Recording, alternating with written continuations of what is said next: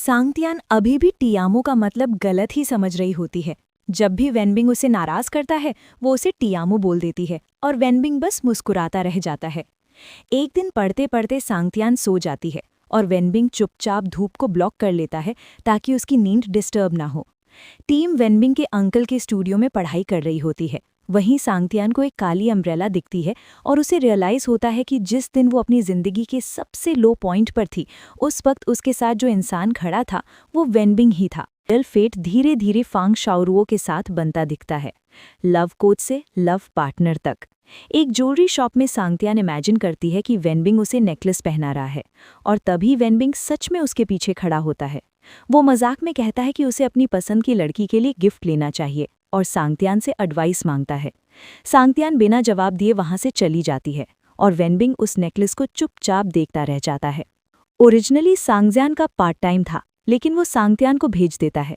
शेनवी-लियन यही मौका देखकर कन्फेस करना चाहता है पर सांगतियान तो वेनबिंग और मेंगना को साथ देखकर रो रही होती है।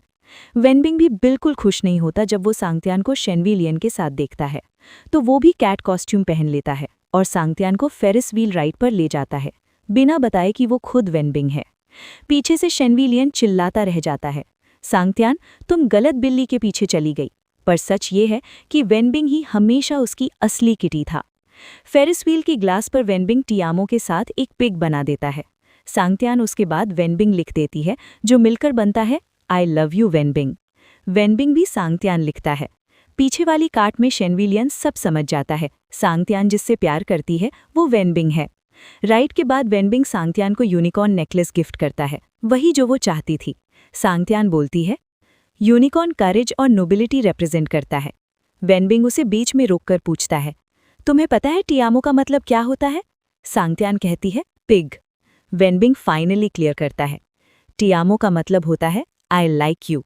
वो दोबारा अपना कन्फेशन रिपीट करता है और उसकी फोरहेड पर किस करता है और फिर चल देता है।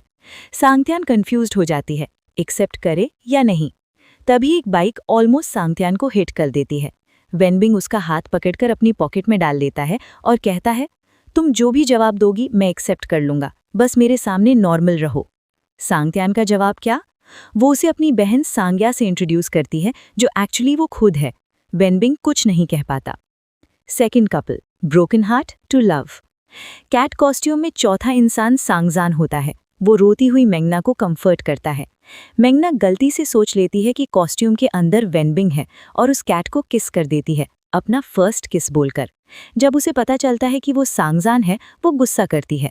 सांगजान उसके सिर पर कैट हेड रख देता है और उसे रियल फर्स्ट किस दे देता है। Truth, rejection and sacrifice. वेनबिंग को बिल्कुल पसंद नहीं आता कि वो सांगतियान की बहन को पसंद करे। वो उसे बेड पर पुश करके कहता है मैं तुम्हें तुम्हारी शक्ल के लिए नहीं, तुम्हारी पर्सनालिटी के लिए पसंद करता हूँ। सांगतियान शर्माते हुए उस टॉवल से अपना चेहरा छुपा लेती है जिससे वेनबिंग अपने गीले बाल पोंछ रहा था। वेनबिंग ने उसकी बहन को रिजेक्ट कर दिया होता है जो सांगतियान को सीक्रेटली खुश कर देता है।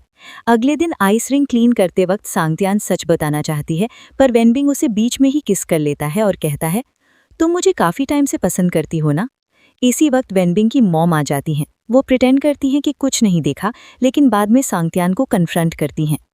किसी सीनियर ने उन दोनों की किसिंग पिक्चर्स मॉम को भेज दी होती हैं। मॉम चाहती हैं कि सांगतियान उनके बेटे से दूर रहे। जब वेनबिंग दोबारा कन्फेशन के बारे में पूछता है सांगतियान उसे रिजेक्ट कर देती है।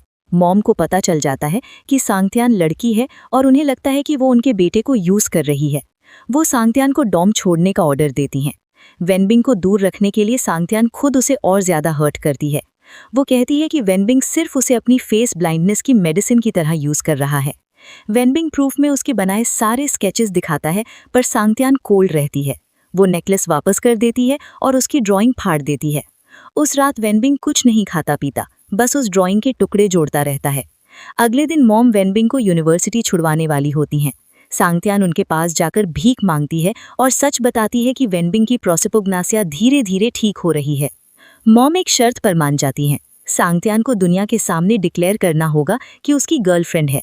फांग शाओरुओ अवेलेबल नहीं होती तब म्याओ म्याओ आगे आ जाती है और कहती है कि वो उसकी गर्लफ्रेंड बनने को तैयार है।